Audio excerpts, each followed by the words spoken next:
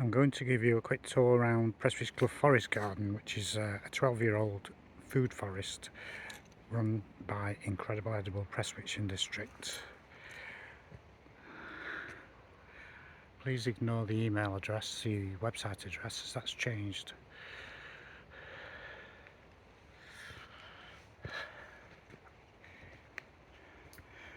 So when we got the sites, we could only get this far, and from here in were brambles and nettles. We had to fight our way in. We still have to keep on top of the brambles and nettles, but we're more or less on top of the place now. We do keep it fairly wild. We don't like it manicured. I don't think it suits the space. We're on a south facing slope here, so we get plenty of light. The trees are all semi-mature now, so we are having to cut back a bit and keep the light coming through. So over here we've got red currants and gooseberries, black currants over here, which are all ready to pick. It's open access here, so anybody can come in and use the garden as they see fit and take the produce. We've got some hazelnuts, although the squirrels usually get to them before we do.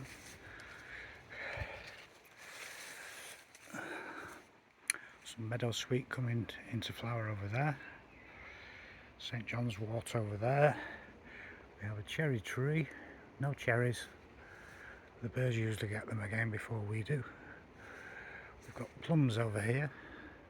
It's not a great year for tree fruit this year. There are some plums on the tree, but it's certainly not as good as last year. We had a really good year last year, certainly for apples.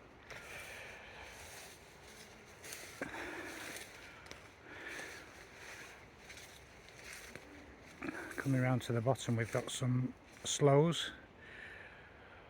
Debbie makes sloe gin.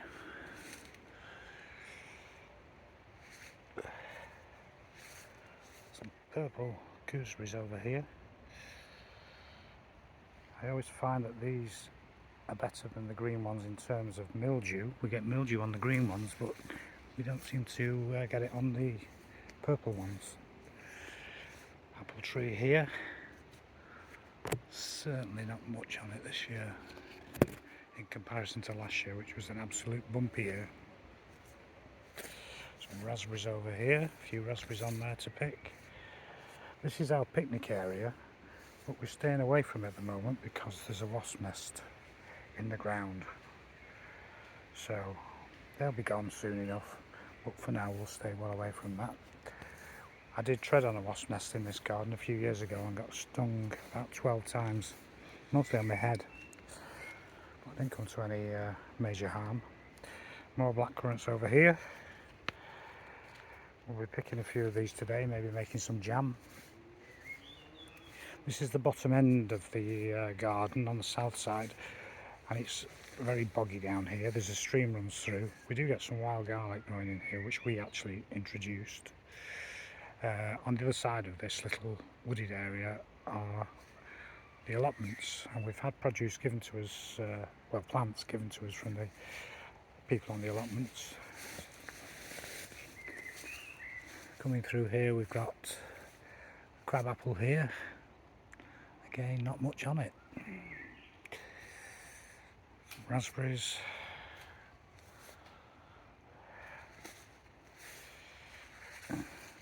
Bit of a dead hedge here we've made using some of the wood that was being cut.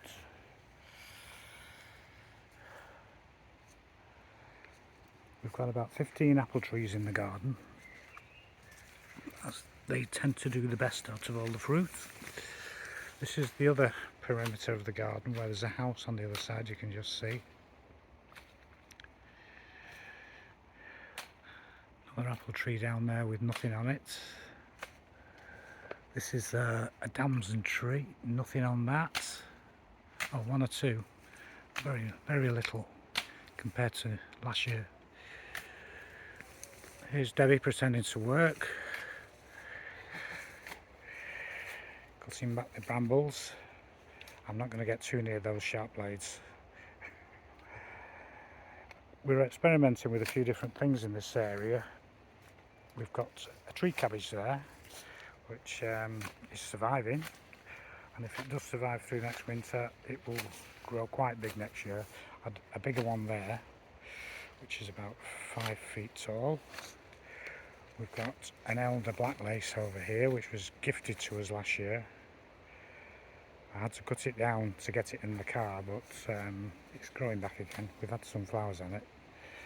We've got some Japanese wineberry over here, which is lovely, one of my favourite fruits. Some yarrow here. We do have a lot of wildflowers. We've missed the wildflower part of the year, which is stunning in this garden, I must admit.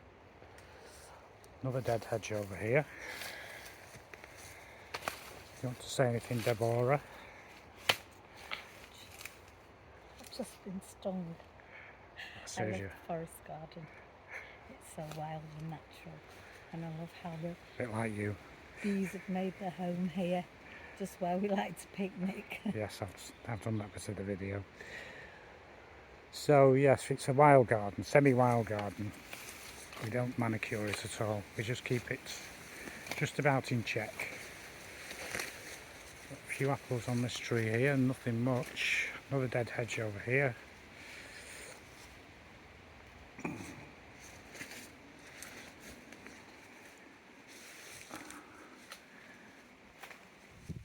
We normally have half a dozen or so volunteers on Sunday afternoon, but the forecast is for heavy rain, so I'm assuming that's why people aren't here today. And that is back to where we started. That's our little forest garden, about 1/2 acre in size.